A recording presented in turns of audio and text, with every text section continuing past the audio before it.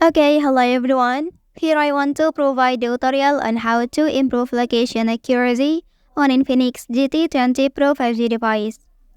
Well, accurate location data is crucial for navigation app like Google Maps or Waze.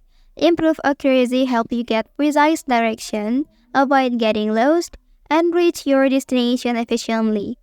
And also, many applications and services rely on accurate location data to function properly. These include weather apps, ride-sharing services like Uber or Lyft, and fitness apps that track your runs or bike rides. Okay, so let's go to the tutorial.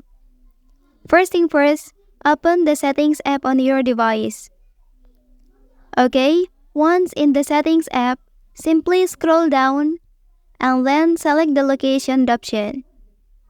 Next, tap on the Location Services menu, and within this menu, locate and select the Google Location Accuracy option. Well, after that, toggle the switch to enable this feature. Okay, by following these steps, you can activate the Google Location Accuracy feature on your device, which enhances the accuracy of location-based services and applications.